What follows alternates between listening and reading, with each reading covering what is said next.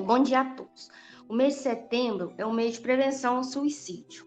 O projeto de combate à depressão tem o intuito de conscientizar a todos sobre os perigos da depressão e seus impactos negativos na vida cotidiana. Convidamos a psicóloga Clara Matuque, da cidade de Petrópolis, para apresentar a palestra. Seja bem-vinda, Clara. Obrigada, Anali. Bom dia a todos.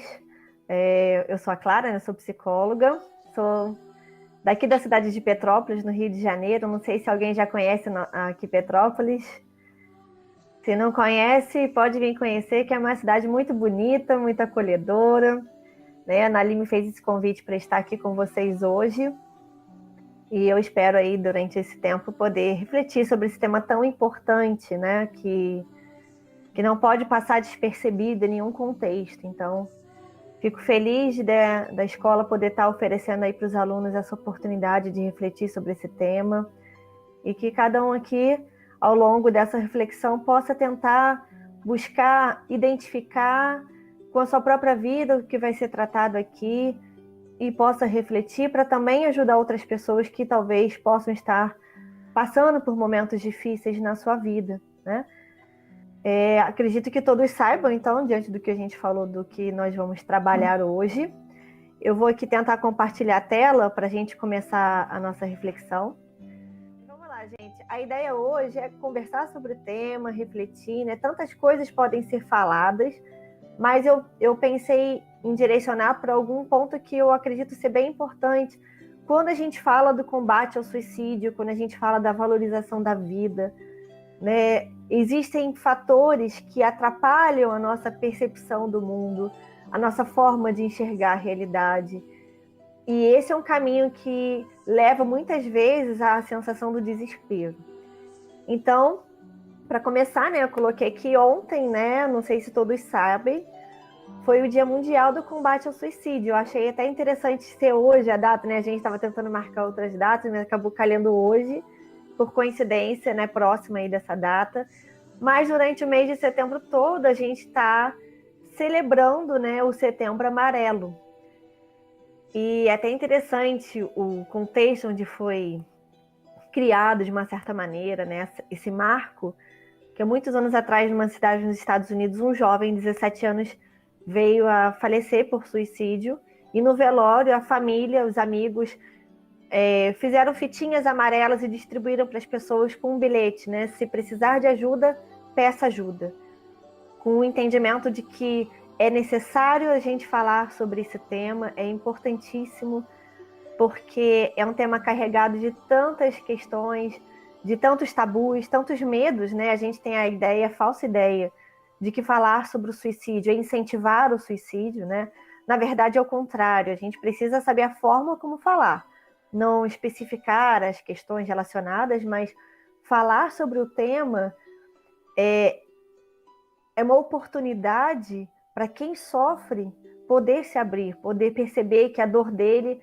não é frescura, não é em vão, que existe formas de tratar para que não venha a tomar uma medida drástica, Eu aqui em Petrópolis, eu sou membro de um grupo chamado Reconciliatio, E a gente oferece trabalho de desenvolvimento da pessoa e a gente tem um bordão que eu coloquei aqui que chama conhecimento é proteção.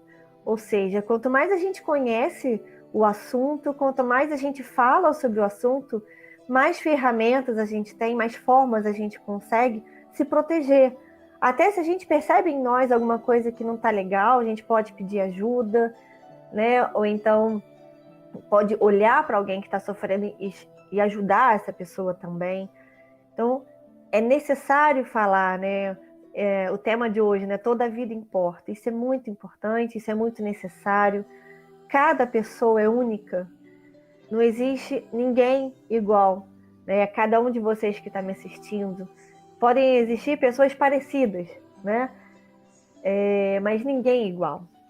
Cada um de nós tem um papel fundamental nesse mundo e a gente precisa descobrir. E às vezes a tristeza, algumas coisas que vão acontecendo na nossa vida vão colocando um véu sobre nós e a gente às vezes não consegue ver uma solução para além da nossa dor, A gente pensa, voltando aqui, a gente pensa que o que leva, né, uma pessoa a chegar a uma medida extrema de interromper a sua própria vida. Racionalmente é difícil a gente tentar entender isso, né? Mas a gente começa a perceber que a dor que dói dentro da alma, que às vezes ninguém vê, é tão intensa que a pessoa não vê outra saída, a não ser interromper a vida. Mas hoje eu quero conversar com cada um sobre a gente pensar, será que não existe outra saída? Como que a gente pode evitar o suicídio? Como é que a gente pode valorizar a vida? É sobre isso que a gente vai conversar hoje. Então, assim, trazendo alguns dados, né, epidemiológicos de estatísticas, nos últimos anos a morte por suicídio vem crescendo muito, né? Estima-se que no Brasil ocorram 3 mil suicídios por ano, isso notificados, né? Tem muitos outros falecimentos por suicídio que acabam entrando em outras estatísticas, e no mundo, a cada 40 segundos uma pessoa comete suicídio. Isso é algo que leva a gente a ideia da proporção que isso é, de quantas pessoas estão sofrendo, quantas pessoas não encontram espaço para poder falar. Então, como é importante a gente realmente criar ocasiões para isso. Que a gente olhe uns aos outros, que a gente busque retomar, né, esse acolhimento ao outro. A gente está vivendo um momento mundial muito difícil da pandemia, né? Cada um na sua casa, nesse isolamento social. Isso agrava essa percepção de que a gente está sozinho, de que não tem alguém perto. Mas eu tenho uma amiga que fala comigo, né, que em terra de WhatsApp, ligação é prova de amor, né? A gente precisa reconstruir aí formas de se conectar uns com os outros, porque a gente vai se acostumando a esse afastamento, vai seguindo, mas ao mesmo tempo a gente não é imune a isso. A gente vai gerando dentro de nós uma sensação de falta de esperança, de falta de afeto, de solidão. Isso tudo vai agravando, né? Então, assim, é importante a gente ir pensando nessas questões, né? Eu queria trazer aqui para a gente começar a refletir, né, qual seria o caminho para prevenir o suicídio, né? De que maneira a gente pode evitar que as pessoas venham a ter essa medida extrema? O primeiro ponto que eu quis colocar aqui é a gente entender que a nossa vida, a nossa forma de se expressar, ela se dá por várias maneiras, né? Existe uma diferença básica entre tristeza e depressão. E a gente pensar sobre isso é muito importante, porque às vezes a gente está sofrendo, a gente está mal, a gente acha que está deprimido, a gente acha que está com depressão, mas na verdade a gente está triste. E a gente precisa entender o que é tristeza, precisa entender o que é depressão, para saber a hora certa de pedir ajuda, a hora certa de falar com alguém, e também saber como trabalhar essa tristeza. Então, o primeiro ponto é a gente refletir sobre essa questão, né? E o que seria a tristeza? Todos nós, né, temos em nós 5 emoções naturais que nós podemos ver na gente, nos bichinhos, nos cachorros, nos gatos, né? Que é a tristeza, o medo, a raiva, o afeto e a alegria e o nojo, né? Tem que ter aquele filme Divertidamente que a gente vê mais ou menos ali como é que cada emoção se comporta dentro da nossa mente. E cada emoção tem uma função dentro de nós, que nos ajuda a buscar esse equilíbrio interior. O que acaba acontecendo é que quando a gente se sente mal, a gente se sente desconfortável, a gente acha que aquilo nunca vai passar, não é verdade? Eu até queria perguntar a vocês, quem de vocês já se sentiu triste em algum momento da vida? E ao mesmo tempo, quando vocês se sentiram tristes, quem achou que nunca ia passar essa tristeza? Mas aí a gente olha de trás para frente, a gente vê, puxa, já superei aquele momento difícil, então ainda estou vivendo esse momento difícil, acho que não vai passar, mas o que eu quero mostrar é que essa emoção natural da tristeza, ela tem uma função em nós, a gente precisa entender para a gente poder trabalhar ela, né? Então a emoção da tristeza, ela se caracteriza por uma queda de ânimo ou uma redução da percepção da conduta. Vou explicar o que significa isso. Ela tem o objetivo de economizar recursos para evitar o gasto desnecessário de esforços, né? Então, o que acontece quando a gente está triste? A gente se fecha na gente mesmo, a gente se sente mal, a gente quer ficar no nosso cantinho, né? A gente quer pensar, às vezes a gente chora, às vezes a gente fica quietinho, mas o nosso corpo, isso é uma emoção natural, até mesmo numa escala evolutiva, que o corpo precisa se fechar para se recarregar, para ver as questões de perigo, de risco, para poder saber como trabalhar. E quando a gente lida com algumas perdas, com algum problema na nossa vida, a gente fica triste. Então é importante a gente assumir essa tristeza dentro de nós, entender, né, que a tristeza ela vem, mas ela vai embora. E quanto mais a gente percebe o que está acontecendo com a gente, quanto mais a gente se volta para entender as razões da tristeza, mais chance a gente tem de passar por ela de uma forma melhor, né? E quando a gente fala de evitar gasto desnecessário de esforços, o nosso corpo ele tem esse mecanismo de defesa, da gente ficar mais quieto, para não se preocupar com questões desnecessárias, para a gente poder viver da melhor forma possível. Então a tristeza, mais ou menos, ela se caracteriza nesses aspectos, né? Eu não sei se ao longo do que eu vou falando, vocês já vão percebendo momentos onde vocês ficaram tristes, momentos onde vocês viram que precisavam ficar mais quietos, mais isolados, mas depois passou, né?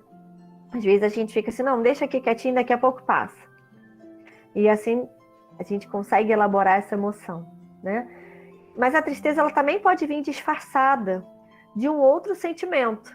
Eu coloquei aqui essa tirinha, né? Ela tá meio embaçada, mas acho que dá para vocês entenderem, né? A pessoa tá ali cheia de raiva, esbravejando, mas no fundo o que tá ali por trás é uma tristeza, né? E por que eu coloquei isso e eu considero isso tão importante? Às vezes a gente está lidando com pessoas que estão com raiva e estão ali vomitando seus problemas, e a gente quer rebater elas, a gente até briga com elas e não acolhe, né? E o que acaba acontecendo? Aquela pessoa que está triste e se expressa através da raiva fica mais triste ainda. Se mantém ali naquela tristeza e se fecha mais ainda dentro dela, né? Então é muito importante quando a gente vê alguém com raiva, às vezes fala, a gente não gosta de escutar, não é verdade? Às vezes a gente também está com raiva e quer descontar em cima de alguém, mas sempre a gente precisa buscar acolher o outro, para entender o que está acontecendo com ele. Porque aí quando a gente acolhe, a gente fala para o outro, olha, a sua dor é importante, a sua vida é importante, né? E o outro percebe que não precisa ter uma máscara, ele pode tirar essa máscara, ele pode mostrar quem ele é de verdade, que ele vai ser acolhido.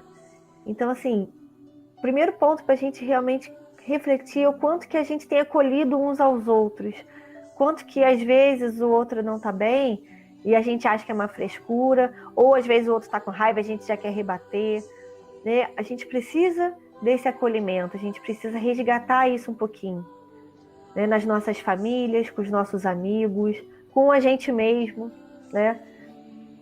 A gente precisa recuperar esses valores que vão se perdendo, né? E a gente às vezes vai crescendo em nós essa sensação de solidão. E o outro ponto que eu queria falar é a depressão. A depressão é um pouquinho diferente da tristeza, né? A depressão ela é um transtorno do humor, ou seja, ele precisa de tratamento, né? Diferente da tristeza, a depressão ela se mantém por mais tempo, ela faz com que a nossa visão do mundo fique alterada.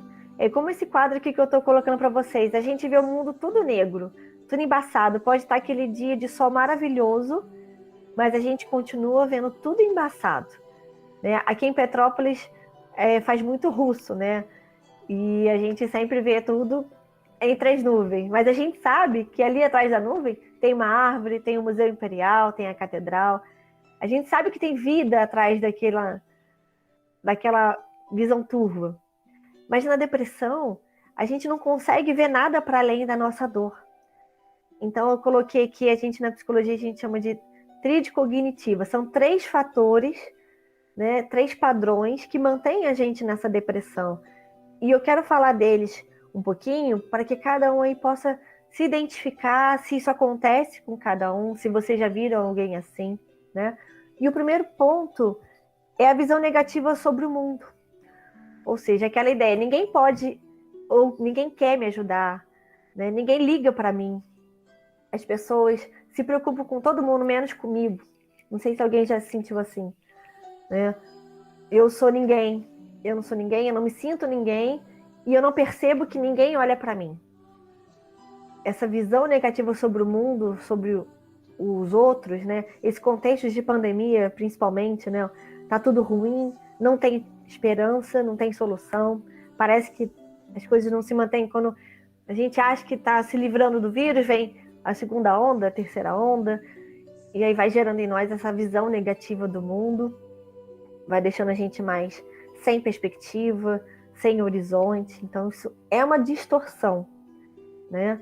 E eu falo distorção porque às vezes tem fatos que são verdade, mas eles não são verdadeiros.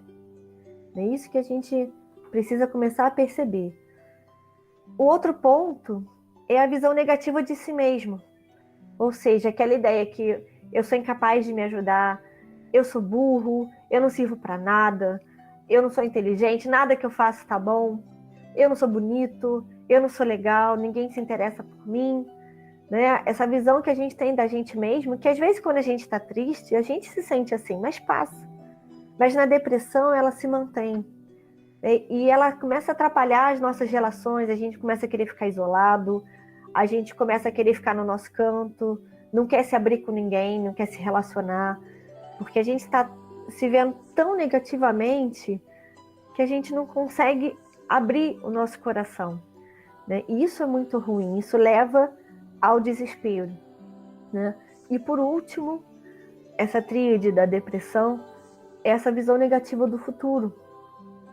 Não sei se alguém já experimentou isso aqui, né? De olhar, ainda mais no contexto que a gente tem político, social, a mensagem que é passada para a gente é que não tem esperança, não é verdade? E a gente começa a construir dentro de nós essa ideia, essa crença de que de fato não tem esperança, não tem solução.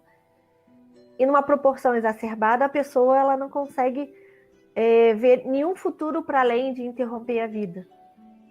Né? Mas uma coisa que eu queria colocar para a gente pensar nesse segundo ponto é que todo sofrimento, toda dor tem data de validade. A partir do momento que a gente busca ajuda, que a gente encontra caminhos de elaborar aquele problema, de superar aquele problema, de aceitar aquela tristeza, a gente consegue dar fim.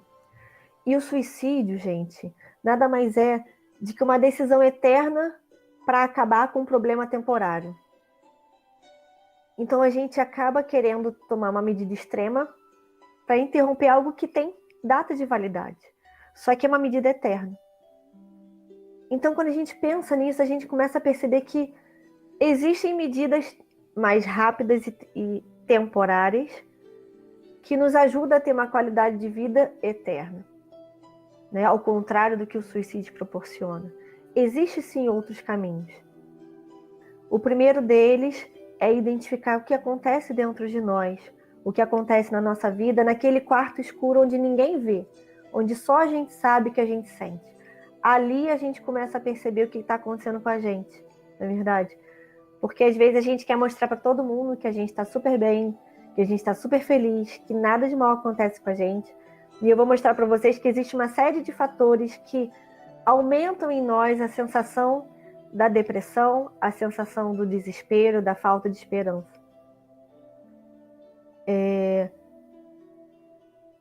E aqui eu queria mais ou menos colocar para vocês, né, alguns pontos para a gente diferenciar bem o que é tristeza, o que é depressão.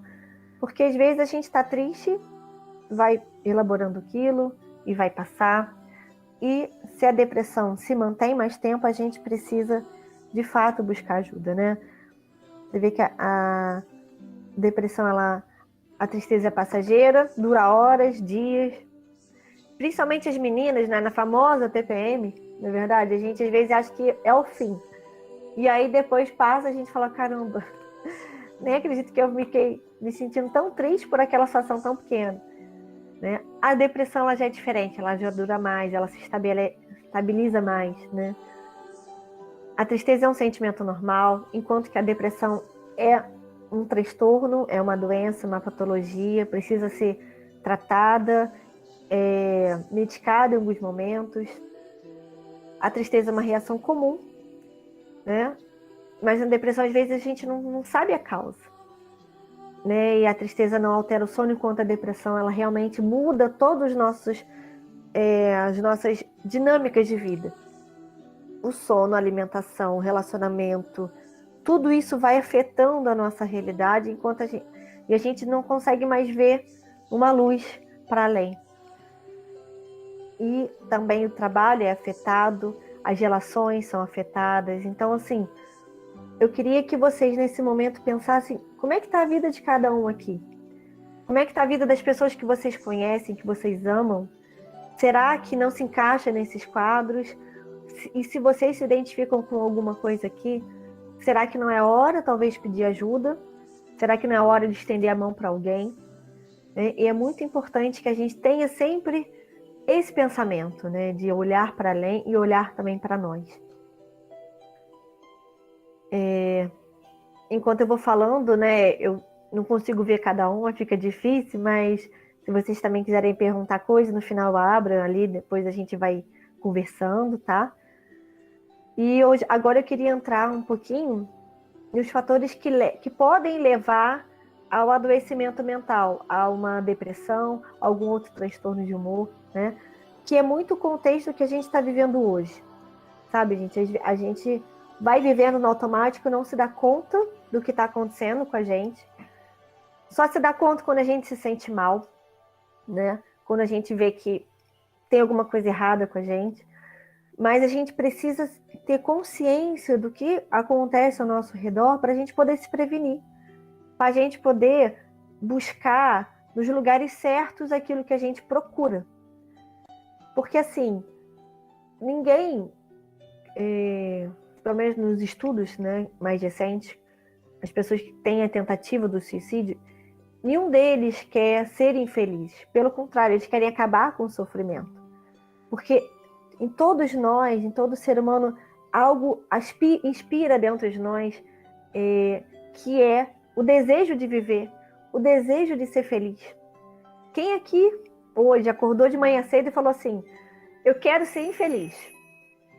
Acredito que ninguém, né? Todo mundo quer ser feliz. Só que às vezes aquilo que a gente busca não está nos lugares que a gente procura. E isso faz com que a gente sinta que não conseguiu alcançar os nossos objetivos. Faz com que a gente acredite que nós somos fracassados ou que ninguém olha para nós. Porque às vezes a gente está buscando o sentido da nossa vida em algo que não vai nos dar uma realização. E que lugares são esses, né? O primeiro passo é a gente perceber que existe uma perda do valor da pessoa, né? Muitas vezes a gente olha os outros a partir daquilo que eles podem ser úteis para nós. Podem ser aquilo que a gente pode usufruir do outro. A gente não olha mais a pessoa, a gente olha o que a pessoa tem. Isso acaba gerando em nós e nas pessoas uma sensação de objeto. Né? Eu tenho uma menina que eu acompanho, né, no atendimento clínico. Fora do atendimento, ela é uma menina muito bonita. E ela falou para mim, Clara, ser bonita é muito ruim. Eu falei, mas por que você é linda? Porque as pessoas só chegam para mim porque eu sou bonita. Elas não querem saber se eu sou legal, se eu sou interessante. Elas só querem estar perto de mim por causa da minha beleza. E ela se sente muito mal com isso, se sente um objeto. Né? Ela sente perdendo o valor dela. E quantas vezes nós somos as pessoas que olhamos o outro a partir daquilo que ele tem para me oferecer. E a gente esquece de olhar o outro por inteiro. Quem é aquela pessoa? Quem é aquele amigo?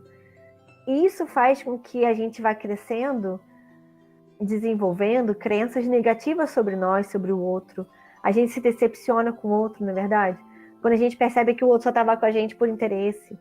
E a gente vai ficando mal. E isso, numa proporção maior, vai gerando uma desconfiança das pessoas, né?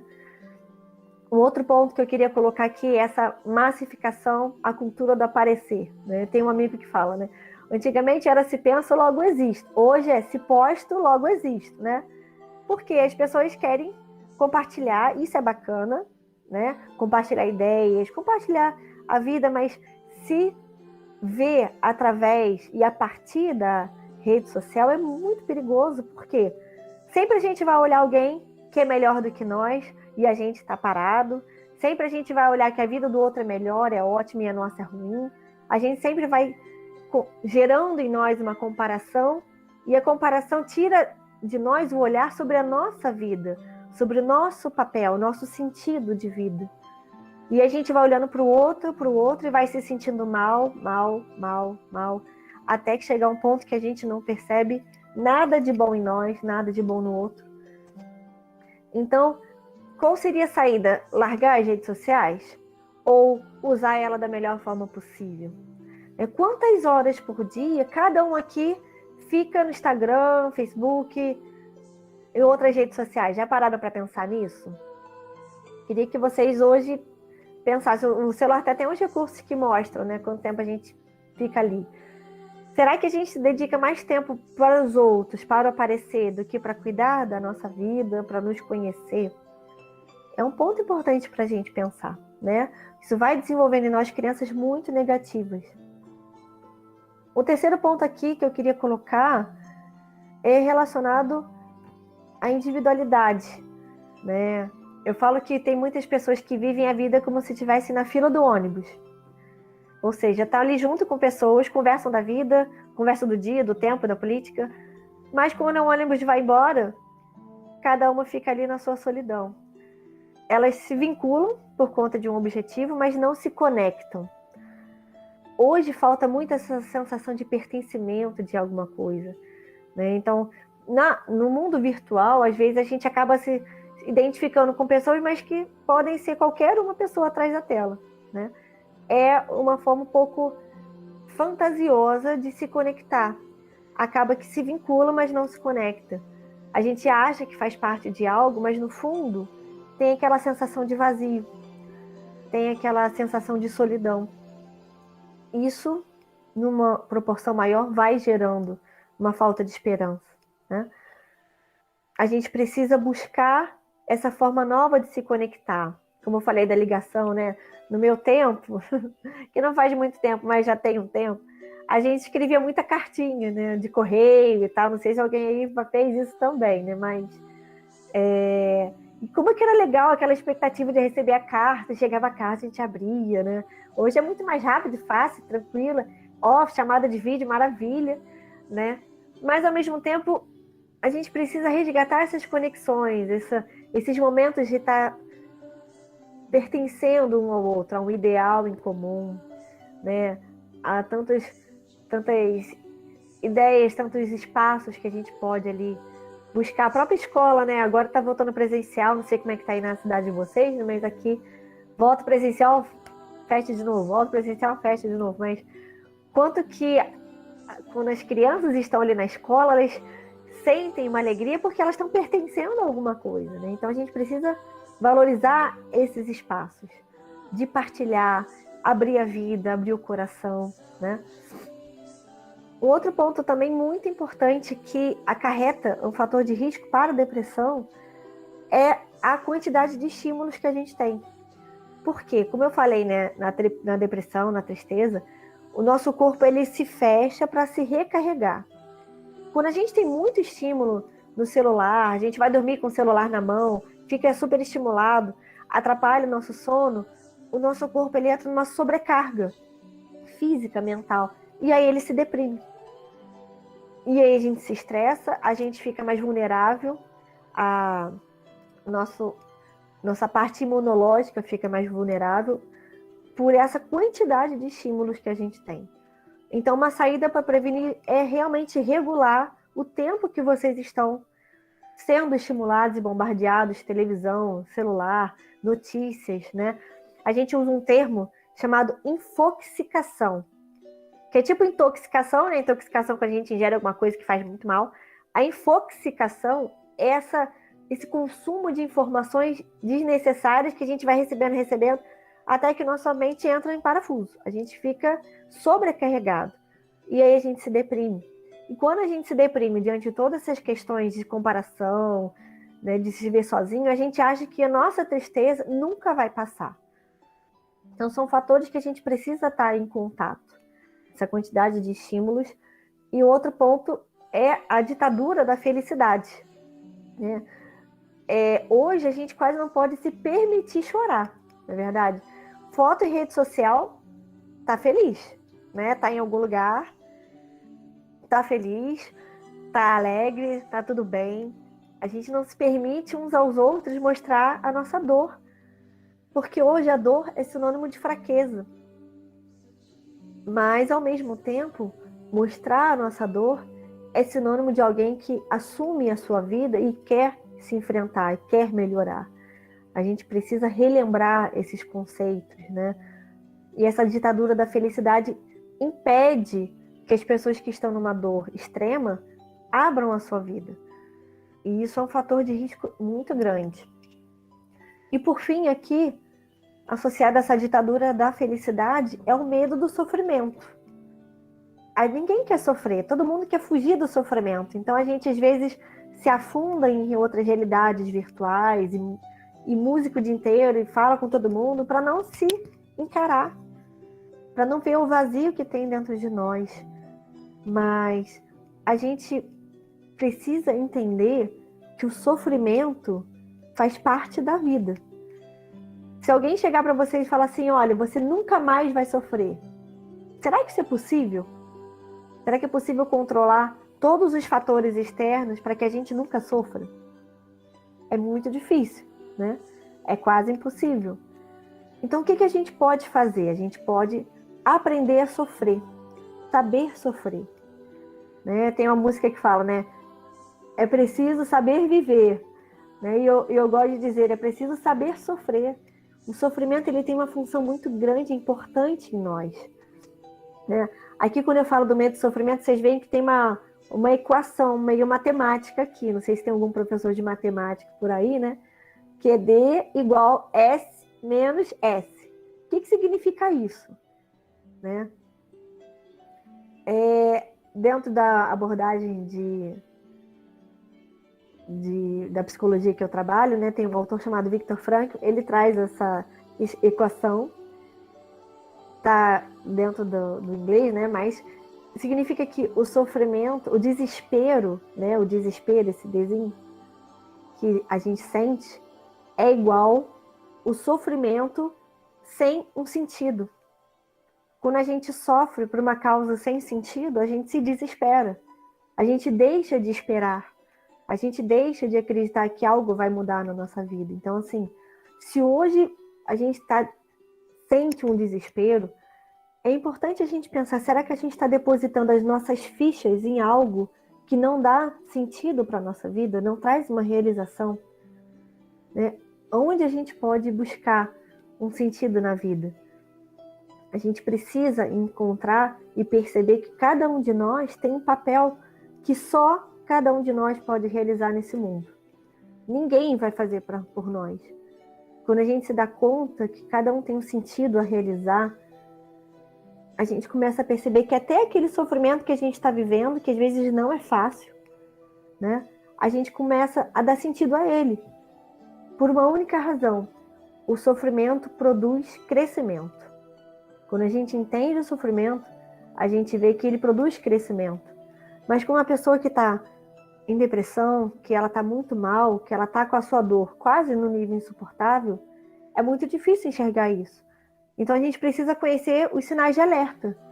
Eu falo que são esses 4 Ds: a depressão, desespero, desesperança e desamparo. Esses 4 Ds, sabe, gente, eles são o resultado daquilo tudo que eu vim falando para vocês, da nossa visão negativa do mundo, da gente mesmo, do futuro. Quando a nossa dor ela está num nível intenso, a gente não abre para o outro, a gente não divide. Isso vai tomando uma proporção muito grande, que é preciso a gente ter um sinal de alerta, sabe?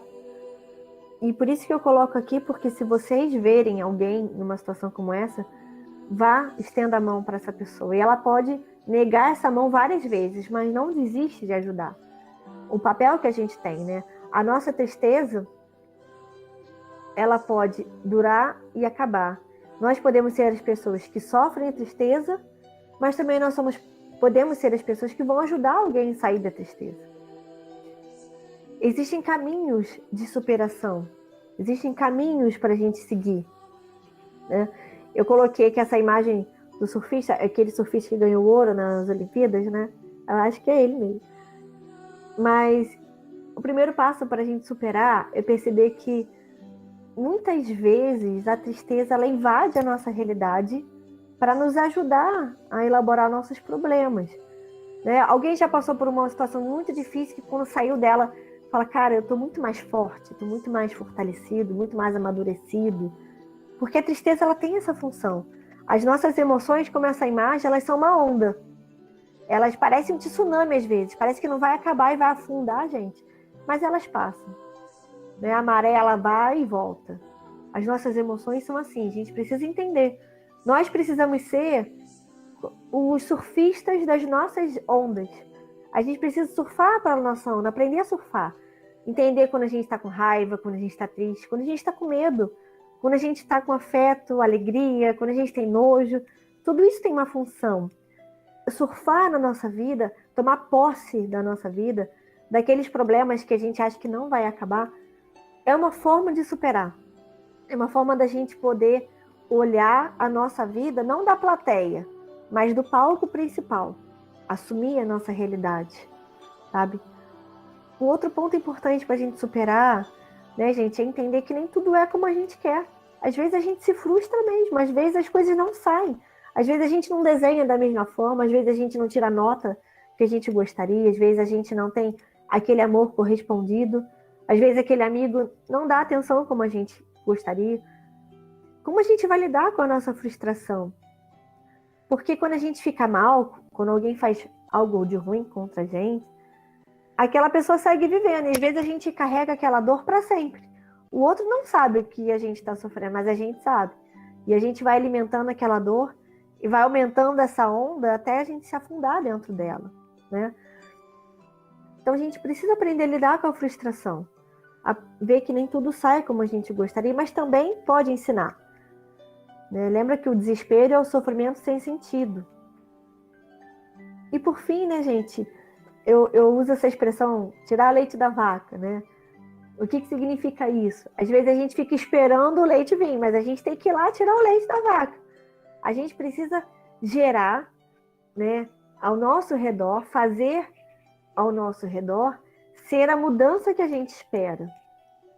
Às vezes a gente fica se sentindo mal, pensando quando a nossa mãe tiver uma atitude diferente, aí a gente vai ser melhor. Quando o nosso amigo parar de tratar a gente de alguma maneira, a gente vai ser melhor. Quando os outros mudarem o jeito de ser, a gente vai ser melhor. E às vezes a gente espera a vida inteira e isso não acontece, né? Nós precisamos surfar a nossa onda, né? A gente precisa ser a mudança que a gente quer. E se a gente não consegue fazer isso sozinho, vamos levantar a mão e pedir ajuda. Porque esse é o melhor caminho para superar essa dor. Lembra que o suicídio, ele é uma decisão eterna para resolver um problema temporário. Então, quando a gente surfa a nossa onda, a gente consegue tomar uma decisão que às vezes é eterna. A gente cresce, amadurece e nada muda isso em nós. Nós nos fortalecemos. Então, a gente precisa também aprender a tirar o leite da vaca, vamos botar assim, né? Ser a mudança que a gente espera ao redor. E o outro caminho, sabe, gente, de superar é ajudar a quem precisa. E o Viktor Frankl, esse autor que eu mencionei antes e eu gosto muito dele, a história de vida dele é incrível. Não sei se alguém já conhece, mas ele era judeu e ele ficou preso em campo de concentração. E ele viu muita gente falecer por suicídio. E ele também viu muita gente na mesma realidade se desenvolver, tocar violino, amar, fazer obras de arte, de teatro no meio do campo de concentração. Então ele começou a perceber que as pessoas que ajudavam as outras, mesmo na sua dor, conseguiam encontrar um sentido, davam sentido ao sofrimento, né? Não sei se todos sabem, né? Hoje é dia 11 de setembro, fazem 20 anos, né, que as Torres Gêmeas caíram, né? Não sei se vocês já tinham nascido nessa época. Eu lembro exatamente onde eu estava numa aula de português, quando as Torres Gêmeas caíram, né? E a gente, na aula de informática até, começou a ver notícia, a gente não entendia muito bem, e depois a gente foi ver a proporção que era, né? O quanto que esse evento foi traumático e sofrido para muitas pessoas. Quase 3.000 pessoas faleceram nesse dia, né? Mas muitas histórias de pessoas que deram sentido ao sofrimento hoje são relatadas. Hoje eu estava vendo a notícia de um capitão dos bombeiros, do Corpo de Bombeiros, que estava ali na linha de frente, né?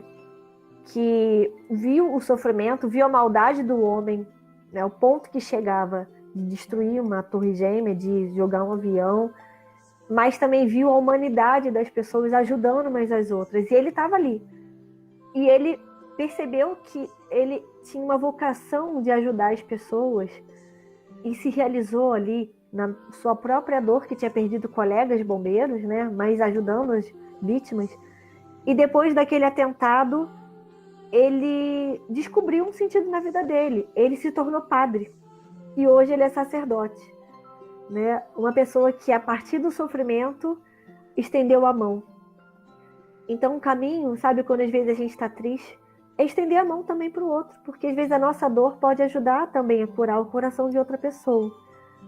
Então, assim, na questão do suicídio, na questão da dor do outro, a gente precisa valorizar a vida do outro, né? Então, não desista de ajudar, né? Mostre a pessoa que você se importa, agradeça quando ela se abre, né? Não tenha medo de falar sobre isso, porque você não vai incentivar, pelo contrário, você vai ajudar alguém a se abrir, né? Você começa a falar também, como a gente viu hoje aqui nessa manhã, brevemente, mas começando a refletir, né? Abrir nossa mente, que a depressão não é frescura. A depressão é uma doença, precisa ser tratada, precisa ser acompanhada por um profissional. E a terapia cognitiva, a abordagem que eu trabalho, ela tem muitos resultados nos casos de depressão, né? As pessoas começam a enxergar o mundo sem aquela nuvem negra, né? Elas começam a ver a realidade dos seus defeitos, das suas qualidades e aprender a lidar com elas, né? E também não julgar, não menosprezar o sentimento dos outros, né? Não ser aquela pessoa que vai usar o outro a partir do que ele tem para oferecer, mas que vai olhar o outro, vai olhar o seu amigo a partir de quem ele é, né?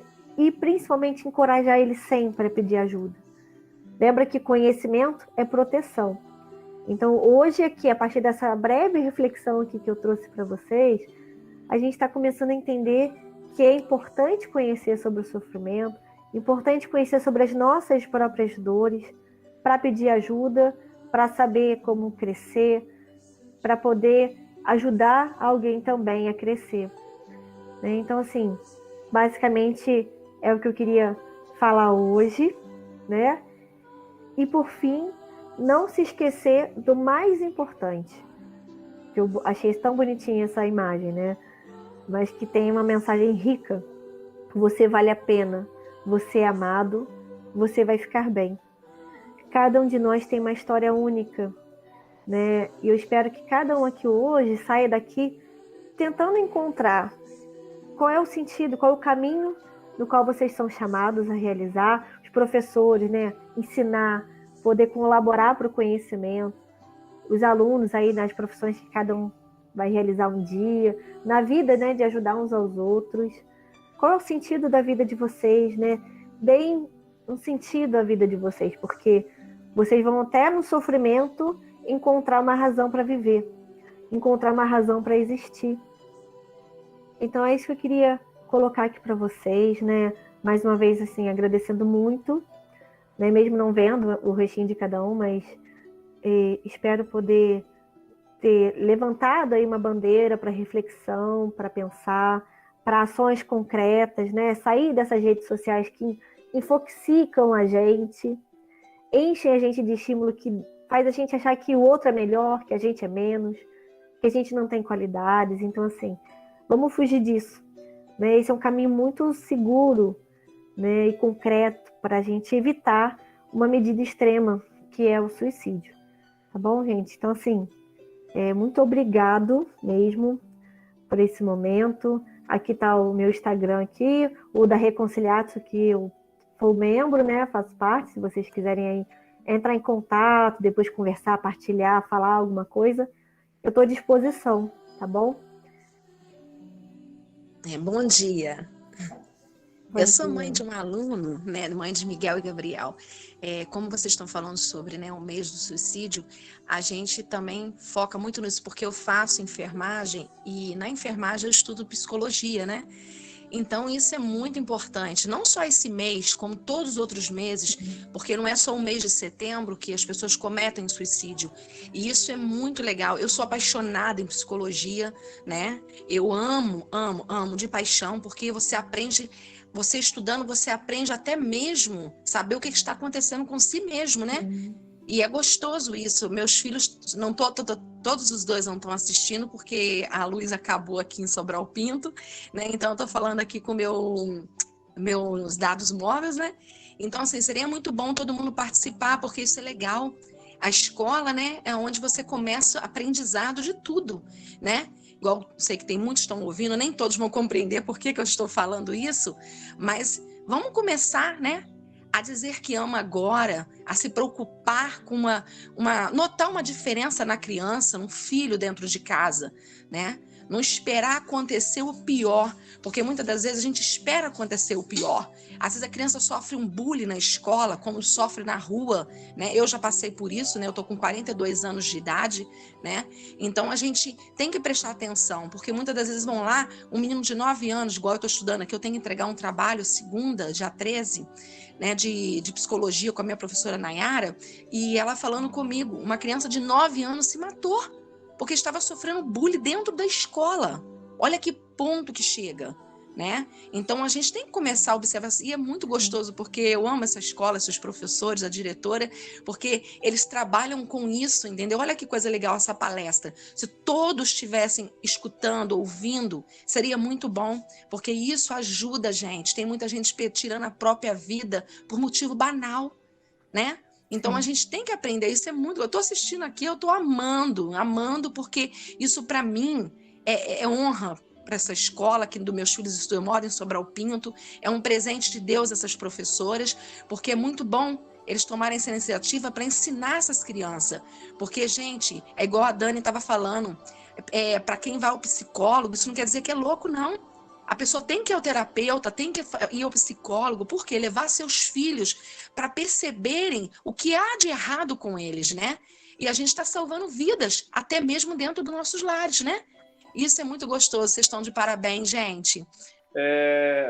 Eu sou de uma geração, 55 anos, que a gente ia para a escola diariamente, a gente sofria bullying também, só que nós compartilhávamos muito entre nós os mesmos sofrimentos, as mesmas angústias e as mesmas alegrias e felicidades. Ou seja, a gente saía da escola, pulava o campo lá, o muro do campo, para jogar bola juntos, a gente brincava até de noite juntos e tal. Eu não sei, você sabe muito mais do que eu, porque você é da área. Na época que eu era criança, existiam suicídios, mas eu não sei se com um número tão grande quanto acontece hoje. E eu acredito muito nisso à vinda da internet. Por quê? Porque a internet faz com que você se feche muito, você se individualize. Então, o que você enxerga, né? Eu acredito que com essa individualização, a pessoa se mostra, né? Como você falou, sempre o lado bom dela no Instagram, no Facebook, nas mídias sociais de uma forma geral. O que você acha que, além do nosso trabalho de formiguinha como professores, o que poderia ser feito de uma forma geral para que a internet ela não tomasse tanto tempo dessas crianças e não acontecesse tanta somatização, que agora com a pandemia acabou com eles ficando mais dentro de casa, piorando. O que você acha que a gente poderia fazer de diferente para que a internet não interferisse tanto nisso? José Ricardo, muito obrigada aí pela pergunta, né? Eu acho que isso é uma realidade multifatorial, ou seja, tem muitos aspectos aí envolvidos, né? A dinâmica de cada família, né? A forma, né? Como cada filho ali se encaixa no papel, né? De que maneira? Às vezes os pais ficam o dia inteiro fora, os filhos ficam em casa, sozinhos ou com alguém mais velho, e ficam na internet, não tem muito controle.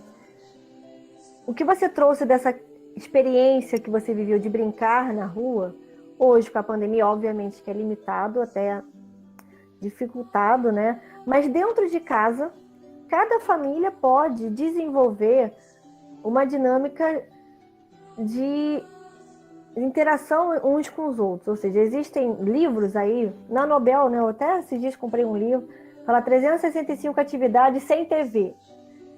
Ferramentas que podem ser utilizadas para você interagir com os seus filhos dentro da sua dinâmica familiar, ou depois de pandemia, fomentar isso entre os adolescentes, que é algo novo para eles e algo que com certeza eles vão gostar, mas que não aprenderam, né, a viver a vida sem um recurso de celular.